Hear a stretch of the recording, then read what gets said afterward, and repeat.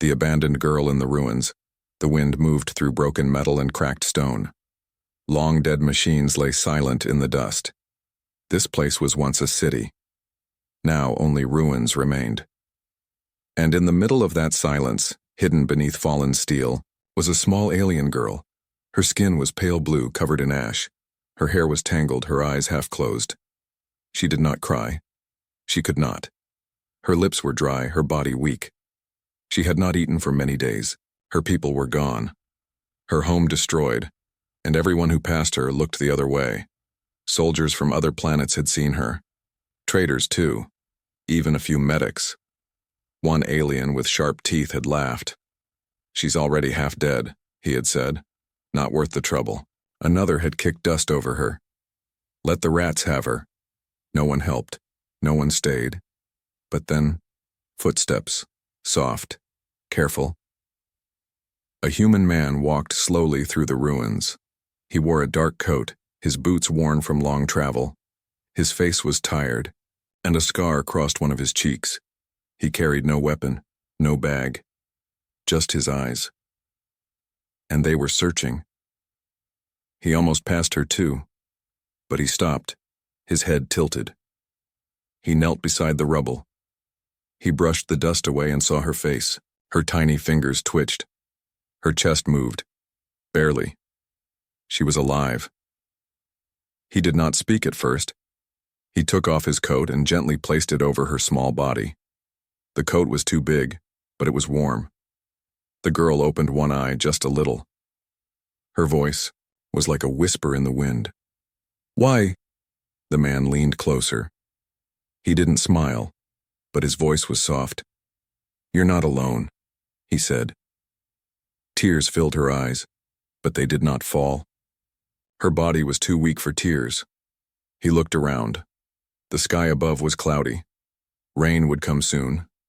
This place would flood. She wouldn't survive another night. He picked her up carefully. She was light, like a feather. Her body trembled in his arms, but she did not resist. "I got you," he said, more to himself than to her. He began to walk, step by step, through the ruins. Pieces of old buildings stood like broken teeth. Rusted machines hissed in the distance. Danger was everywhere. Bandits, wild beasts, drones from old wars. But he didn't stop. Some alien saw him carrying her. A tall insectoid creature called out, "That thing's cursed, human. Leave it, not your fight." The man didn't answer. He just kept walking. The girl whispered again. Why do you stay?" He looked down at her. Her eyes were full, of pain and something else. Fear. "Because someone should have," he said. They reached a small tunnel under the ground. It used to be part of the city's power line. Now it was dry and quiet. He set her down on a soft piece of cloth and gave her water from a small bottle. She drank slowly, shaking with every sip. "What's your name?" he asked. She blinked. "No. Name." He frowned. "Everyone has a name."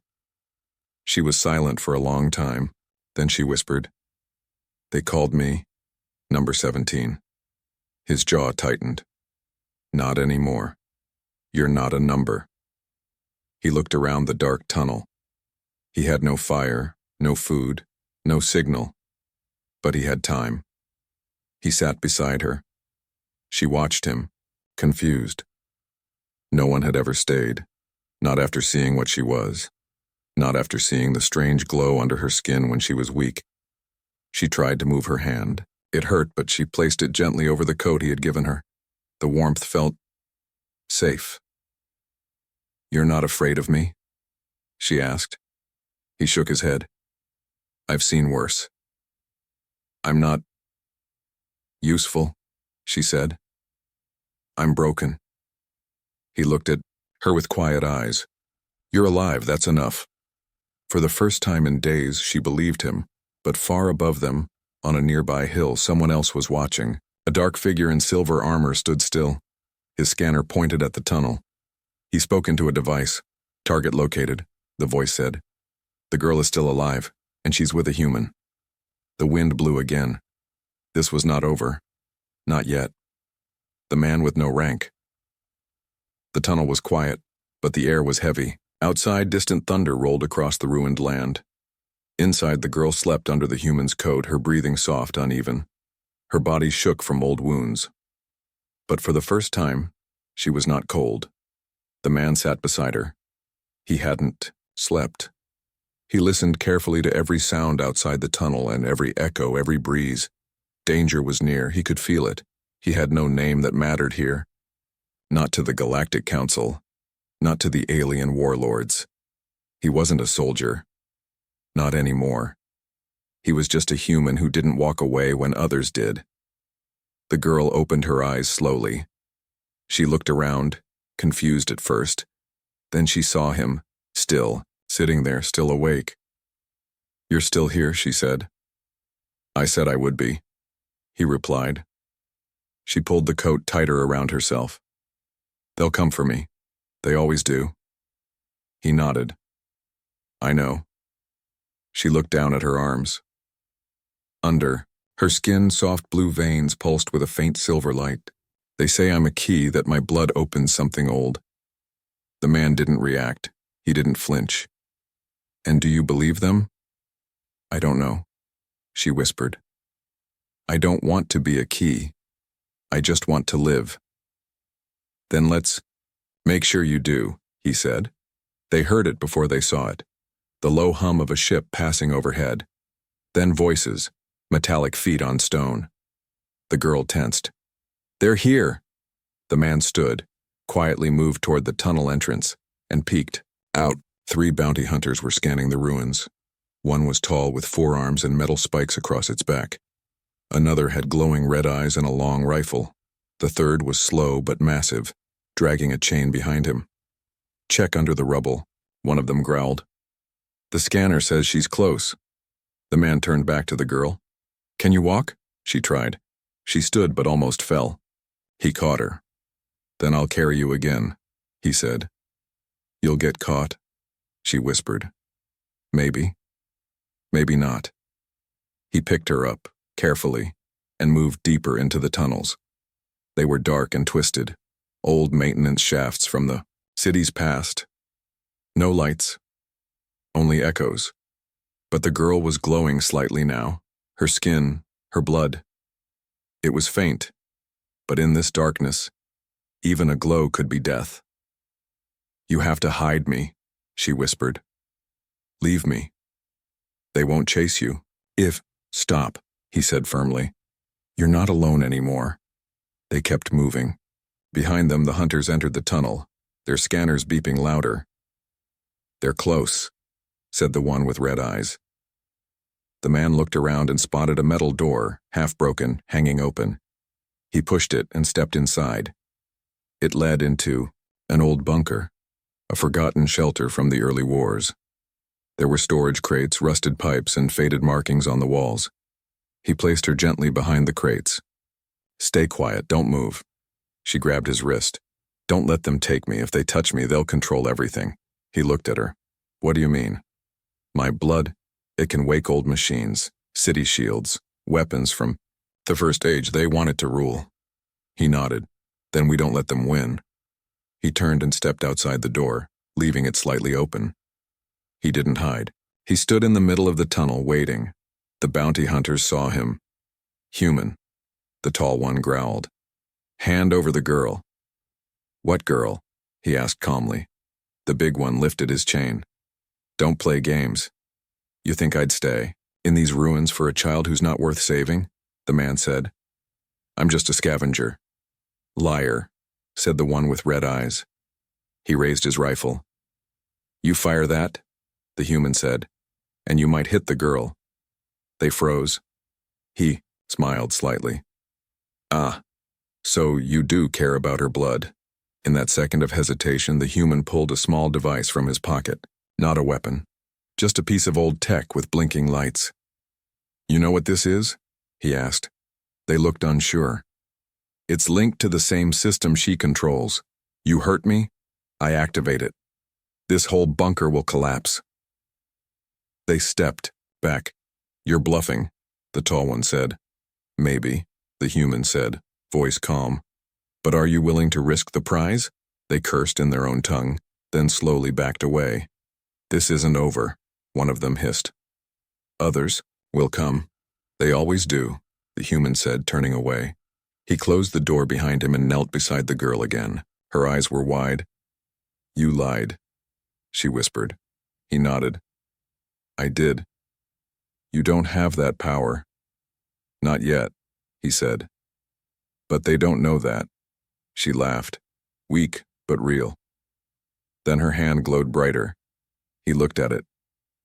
Strange. Symbols formed in the air above her skin. Symbols from an old language long dead.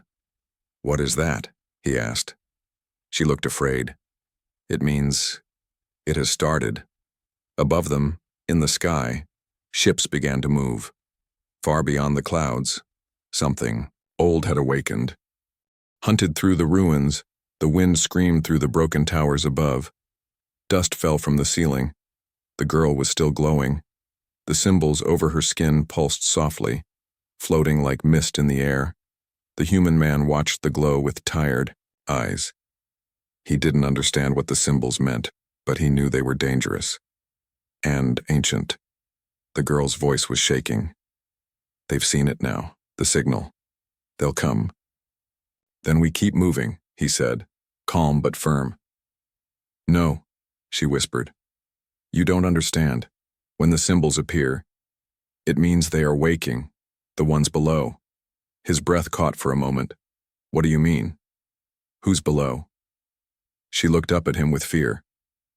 Not people. Not bounty hunters, not warlords. The ones who built this city. They're not dead. They sleep beneath the stone, and they hate the light. Outside, something screamed. Not a machine, not an animal. It was deep, hollow, and angry. The man stood. He grabbed the coat and helped her up. Then let's not stay to meet them. They moved fast through the dark halls. Her glow lit the way, dim but steady. Behind them the noise grew louder. Metal bending, footsteps that didn't sound right. A deep voice echoed through the tunnels, not spoken, but felt in the bones. Return the blood. Return the key. The girl stumbled. They're awake, the stonewalkers. Stonewalkers, he asked. That's what the old ones called them. Machines made of stone, shaped like gods. They used to rule this system. Then they vanished underground into the dark. The man helped her into a side tunnel. Why are they waking now? She looked down at her glowing hands. Because of me. Suddenly, the ground shook. The tunnel behind them cracked open. Massive stone fingers pushed through the wall. A face followed, not made of flesh but jagged rock, with empty eyes that glowed white. The thing spoke again. A voice that came from everywhere. The key is broken, but it still opens the door. The man pulled her into an old elevator shaft. They climbed down using broken cables. The stonewalker roared behind them, smashing the wall open. They dropped into a chamber below. Larger, ancient. Machines covered in moss and vines rested here. Silent weapons, old shields, forgotten power. Where are we now? The man asked. The girl looked around, stunned. This is a cradle, one of the old labs where my kind was made. He turned to her, shocked. You were made? She nodded slowly. We were created to hold the code. Only a few of us survived the first purge. The human helped her sit on a metal platform. You're not a tool, he said. You're not a key. You're a child. She looked at him. They don't care. A hiss filled the room. A second stonewalker crawled through a hole in the ceiling. This one had wings of broken metal and a long glowing spine. The human stepped between it and the girl. She's under my protection, he said, voice steady. The stonewalker's eyes locked onto him. For a long moment. It paused. Then it said, something different. You are unknown. Not from the old war, not from the code. What are you? Human, he said. The stonewalker tilted its head. Human. Lowborn. Soft. Weak. Yet you stand between gods and blood. He didn't move. Maybe we're just stupid. The stonewalker took a step forward, but the girl stood up. Stop, she said, voice echoing. The walker froze. You obey. The blood, she said. Then hear me. No more killing. No more hunting. The stonewalker paused again, and then bowed its head. As commanded, key blood. The second walker turned and vanished into the dark. The first one above hissed and crawled away, slowly. Silence fell again. The human stared at her. What did you just do? I gave them an order, she said. They listened. Why? She looked down at her hands. Because they still think I'm a queen. He blinked. Are you? She gave a small, sad smile. I was. A long time ago. Before they destroyed everything. They rested in the cradle for a moment. But both knew they couldn't stay. Above, more ships were coming, and now, the entire galaxy knew the key blood had awakened. Cliffhanger ending, Part 3. The human touched a console and a map appeared, glowing lines showing hundreds of ancient sites hidden all across the stars. But one spot blinked red. What is that? He asked. The girl whispered. That's where the others are. Others? He asked. She nodded. The ones like me. The last few. And then, her eyes widened. They're calling to me. They're still alive. Secrets in her blood. Deep underground, the cradle slept again. The stonewalkers had vanished into the shadows, and the girl stood quietly beside the glowing console, her eyes locked on the red dot blinking on the star map. The human sat nearby, watching her. He had never seen a child speak with ancient machines. He had never seen fear and power in the same eyes. You said, others like you are calling, he asked gently. She nodded. Yes, but it's not just a call, it's a warning. He stood up, walked to the map. What's at that red point, she whispered. A vault. One of the last. If the signal reached me, then the vault's seal is breaking, and if it breaks fully, the old war starts again. The man looked at her. And they'll use you. To open it? She nodded. Or kill me to stop it. He stared at the glowing map. We need to reach it first. But the girl was quiet. Her hands trembled. The glow in her veins pulsed faster. He noticed. What's wrong? I'm changing, she said. The blood inside me. It's not just power, it's memory.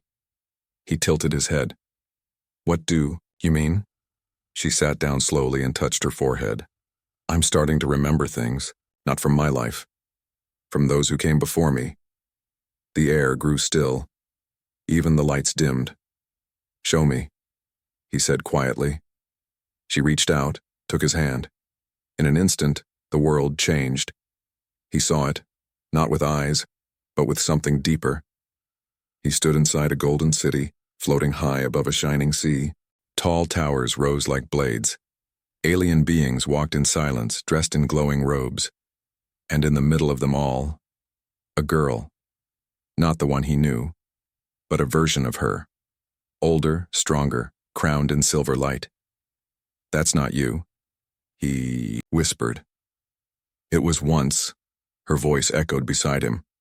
Before the betrayal. Screams echoed through the vision. Ships fell from the sky. Fire rained.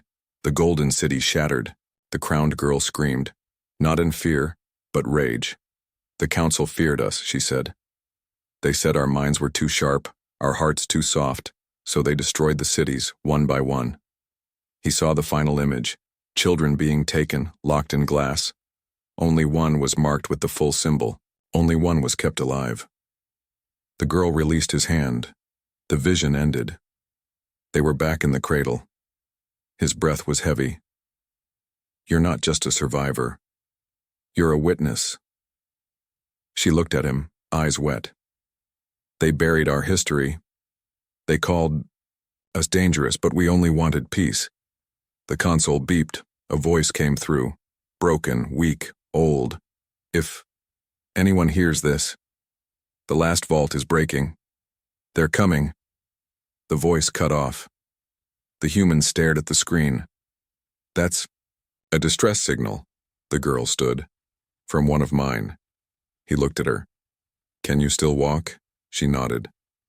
Yes, we have to go. They climbed out of the cradle, back through tunnels, through the war-broken earth, but something had changed. The girl no longer looked lost. She walked with her head high now. Slower, yes, but with purpose. The human watched her. Your name. You must have one, a real one. She paused, then whispered. Elia. That was my true name. Elia of the first cradle. He repeated it. Elia. A soft smile touched her lips. Yes, it feels strange now. But there was no time for rest. Outside the ruins, ships were landing. Not bounty hunters, but elite council forces. Clean armor, silent boots, weapons that hummed with cruel energy. A voice boomed across the field. Hand over the key, blood. The human may go free. Elia's hands shook. They don't lie. They'll kill you if you stay. The human looked at her. Then they'll have to kill me standing. They moved quickly, using shadows, old paths, memories from the vision she had shown him. They reached the far edge of the ruins, where a hidden transport ship waited, old but working. How did you know it was here? He asked. Elia touched the ship's side. My kind built this one, it only opens for me. As the ship powered on, soldiers spotted them, stopped them. A voice roared, gunfire echoed. The human pushed Elia inside and slammed the hatch shut. Bullets tore through the air. He took the pilot's seat, breathing fast. Can this thing fly? It remembers, Elia said. Just like I do. The ship lifted, shaking, breaking free from the dust and fire below. Council ships gave chase, but the stars opened before them, and the vault's red light blinked brighter on the map. The journey had begun. No place left to run, third-person style, simple basic English, 800+ words, high suspense, new twist. The ship flew fast, cutting through empty space like a silent arrow. Stars passed by like frozen sparks. But inside the ship, the air was heavy. Elia sat still, her hands shaking. The red light on the map had turned black. What does it mean? The human asked again. Elia's voice was low. A vault was opened, but no signal came out, no message, no light. It means something worse than death happened there. He looked at the screen. Someone beat us to it? She nodded. Someone with the same blood. He frowned. I thought you were the last. So did I. The ship beeped. Warning. Lights flashed. 3 vessels appeared from hyperspace, sharp and dark, marked with symbols the human had never seen before. They're not council, he said. Elia stared at the symbols. Her face went pale. They're from the Ash bloodline, one of the failed projects. Failed? He asked. Too strong. No empathy. They burned their own cities and laughed as they did it. They were locked away in frozen vaults. I thought they were destroyed. They weren't, the human said. Outside, the ships moved to block their path. A message crackled through the ship's speaker. Keyblood, Elia. You are claimed. Surrender and be remade. The human grabbed the controls. Hold on. He jerked the ship downward, diving into a dense asteroid field. Chunks of rock spun around them. The other ships followed, weapons hot. Elia gripped the seat. They'll catch us, they know these vault paths. He flew low, weaving between rocks, dodging blasts. Tell me what they want, he said. They want to restart the blood war, she answered. Use the vaults, burn the council worlds, and then rule everything with no mercy. And you? I wanted to live. That was all. Now I have to stop them. The ship shook. A blast hit near the engine. Alarms screamed. We can't keep flying like this, he muttered. There's a place, Elia said. An old forge hidden in the asteroids. If we reach it, I can activate a defense, but only if my blood still works there. How far? He asked. 10 minutes. We might have 5. He pulled the ship into a narrow canyon between 2 massive floating rocks. Laser blasts carved through the stone behind them. Sparks flew inside the ship. Elia closed her eyes, and the map lit up. A golden line traced a path through the rocks, a path only someone like her could see. "This way," she whispered. He followed her directions without question. The path led into a tunnel inside a hollow asteroid. It closed behind them as they entered. Silence returned. They landed on a platform inside the forge, a dead world machine, quiet for centuries. "Go," he said. "Do what you need." Elia stepped out, walked to a console made of stone and light.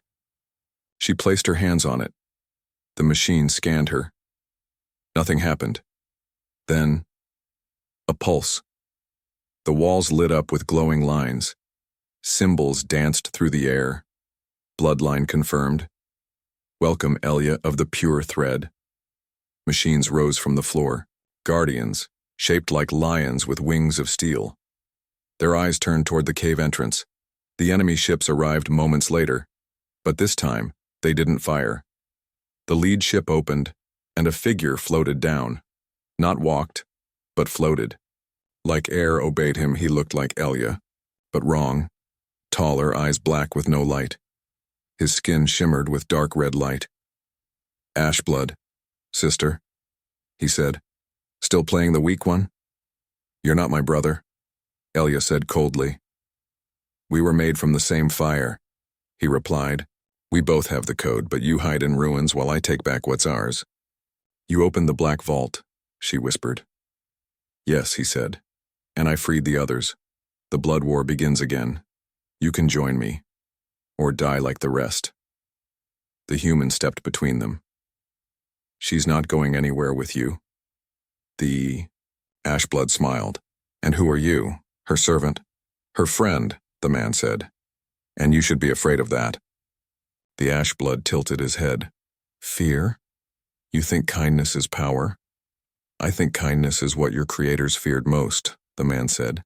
"Not your strength, not your blood, but your heart. And that's why she's stronger than you." The Ashblood raised his hand. A blast of dark light shot forward, fast, deadly. But the human didn't move. Elia stepped in front of him. Her body glowed white. Pure, bright, strong. The dark blast hit her glow and shattered like glass. Silence fell, then the forge roared to life. Giant machines turned toward the Ashblood. Unauthorized line detected. Purge begins. The Ashblood's face twisted with rage. This isn't over. He vanished in a flash of red light. His ships escaped. The forge shut again. The man helped Elia sit. She was weak now, drained. "Why did you block the blast?" he asked. She looked at him, eyes soft. "Because you're the only one who didn't try to use me." He smiled gently. "You're not a weapon. You're a person." She nodded. "And so are you. But you're also more. You're the only one who makes me feel real." Her awakening. His truth. The forge had fallen quiet again, but something had changed. The map on the ancient wall still glowed, showing the stars. But now there was a new light, one they had never seen before. It pulsed slowly, far beyond, the edge of any known galaxy. The symbol was not part of Elia's bloodline, not part of the vaults, not part of the council. It was something older. And it was waking up. Elia stared at it with wide eyes. "This isn't from my kind." The human moved closer, frowning. "Then whose is it?" "I don't know," she whispered. "But the forge is reacting like it's more important than any of the vaults. Like it was hidden even from the ones who made me." She reached toward the symbol. The map zoomed in. It showed a dead system, long abandoned, a world shattered into rings, no life, no stars. And yet, something was there, a heartbeat. The forge spoke again. Origin point. Detected. Bloodline root anomaly. Correction. Cross-blood presence confirmed. They both turned to each other. "Cross-blood?" Elia asked. The forge continued. Subject human. Signature detected. Unknown pattern. Genetic source unclassified. Potential origin, pre-vault. Elia stepped back. They're talking about you. The human stared at the glowing map, confused. What does it mean? She looked at him, her voice low. You're not just human. He didn't answer right away. Something in his chest felt strange, as if the forge had woken something inside him too. I'm just a man who didn't walk away, he said quietly. But Elia shook her head. No. The forge scanned you. It never lies. It says your blood, your mind, are older than mine. He sat down thinking. Memories flashed in his mind, dreams he never understood, feelings he could never explain. The way the machines sometimes paused around him, the way he'd always felt drawn to lost places, forgotten paths. Maybe he wasn't ordinary after all, but there was no time for answers. The forge lit up in red. Ashblood fleet approaching. 20 ships. Arrival in 3 hours. Elia looked at him. They know we're here. Then we need to get there first, he said, pointing at the unknown symbol. Whatever that place is, they're afraid of it. That's why they're coming. It could be a trap, she said. Or a key, he replied. Not for your blood. For mine. They returned to the ship. Elia was weak, but her glow had steadied. She watched the human differently now, not just as a protector, but as something more, something ancient. He sat at the controls. You ready? I don't know, she said honestly. But I trust you. The ship launched into space. The path was dark and long. No starlight, no sound. Even the galaxy itself seemed to end before they reached that strange place. And then they arrived. A broken planet. Shattered rocks floated like bones around a black sun. The ship trembled as it approached. Alarms screamed, but the man's hand stayed firm on the controls. A strange pull guided him, like he had been here before. This is death, Elia said. But it's not empty. They landed on one of the broken rings, and at the center, buried beneath old stone and glass, was a door. Not shaped by her people, not shaped by machines. It looked grown, like something alive once opened and closed it. The man stepped forward. The door reacted to him. A soft light emerged from the cracks. Elia's eyes widened. It responds to you. He placed his hand on the door, and the world changed. The sky above them lit up. A storm of memories crashed through their minds. They saw the first stars being born, saw wars between shadows and light, saw a race of beings with no names, creators of blood, time, and code. And then they saw a choice, a being made from all the races. One child left at the edge of the galaxy, to see if love could survive where power failed. Him, the man. You were the test, Elia whispered. Not us, you. The door opened. Inside was no throne, no weapon, only a single message burned into the wall. Those who seek power must kneel before kindness. Only then can balance begin. The human read the words and smiled. But behind them, space shook. 20 Ashblood ships dropped out of hyperspace. They found us, Elia whispered. The forge voice echoed in their ship once more. Guardian unlocked. Deploy? The man looked at Elia. You decide. Me? She asked. Your people made the vaults, he said. But this place chose us, together. She pressed the button. The broken rings lit up with fire. Machines hidden beneath the surface rose, not to destroy, but to protect. Not weapons, but guardians of life. The Ashblood ships opened fire, and the rings answered with light so pure it silenced everything. Elia watched it all with tears in her eyes. They feared blood, but the truth was always simpler. What? Truth? He asked. That the strongest force in the universe was someone who chose to kneel beside a dying girl and whisper, "You're not alone." One voice in the dark above the shattered rings. The sky turned black. Not from night, not from space, but from something older than time. The ash-blood ships had been destroyed, their bodies scattered like sparks in a storm of light. The Guardians had returned to sleep. The forge had gone silent. All was still. But then, it came. A voice, not heard through ears but felt in the bones, whispered one word. Return. The human looked up at the stars. His body was trembling, but not from fear. From recognition. Elia grabbed his arm. What does it mean? His eyes were wide. I don't know, but I feel it. Like it's calling me home. She looked at the symbol on the map, the same symbol that brought them here. It was no longer pulsing. It was glowing. And then, the ground cracked. A tower rose from the shattered earth. Not metal, not stone. Something different. Something alive. It had no door, no window. Only a spiral of light moving upward. The human stepped forward. Elia tried to stop him. Wait, what if it's a trap? He turned to her. His face was calm. Or what if this is the reason I've been alive all this time? She stared at him. His hand was warm. Steady. She let go. I'll be here, she whispered. He walked toward the tower. As he stepped inside the spiral of light, he vanished. Not into air, not into shadow, but into something beyond. Inside, there was no floor. No walls. Only memory. But they weren't his memories, they were everyone's. Billions of lives all at once. Stars born. Civilizations rising, falling. And through it all, a pattern, a plan. He saw himself not just once, but over and over. A child at a battlefield, a man in a cave, a friend in silence, always in the background, always in the right place, always at the right moment.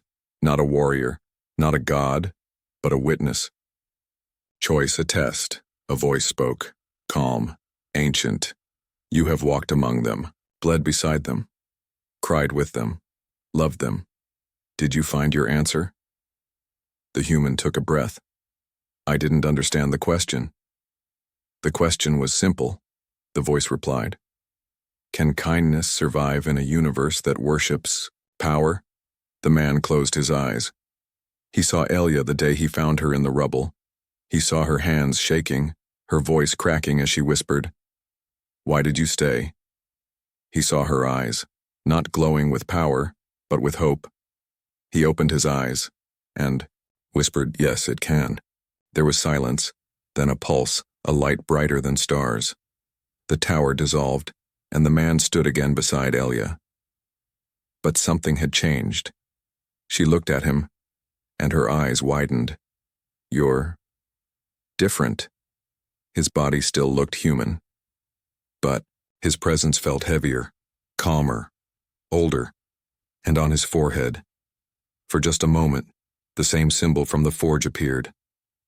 What happened in there? She asked. He looked up at the sky. I remembered who I was.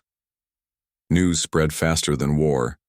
A human, unnamed, unarmed, had destroyed the Ashblood fleet without firing a single weapon. A girl, born of a forgotten bloodline, had stopped a second galactic war by choosing mercy over vengeance. But the truth was more powerful than that. The truth became legend, and the legend became a story of a child the galaxy threw away, and the one being who knelt beside her and whispered, You're not alone. Soon others like Elia began to come out of hiding, other Vaultbloods, other forgotten children of ancient cities, but none of them feared humans anymore. They called them Guardians of the Forgotten, not because they ruled, but because they stayed when others left. Years passed. Peace began. The Galactic Council, broken and afraid, was forced to listen for once. Elia became a voice for the lost, not a queen, not a weapon, but a guide. She walked beside the human, not behind him, not in front of him, but beside, and when others asked who he was, she only smiled and said, He is no god. No hero. Just the one who refused to give up on someone like me. One night, in a quiet place under unfamiliar stars, the human and Elia sat by a fire. She looked up at the sky. "Do you ever wonder what comes next?" she asked. He nodded. "All the time." "Are you afraid?" she asked. He looked at her, then gently shook his head. "No, not anymore." "Why not?" she whispered. He smiled and said, "Because you're not alone."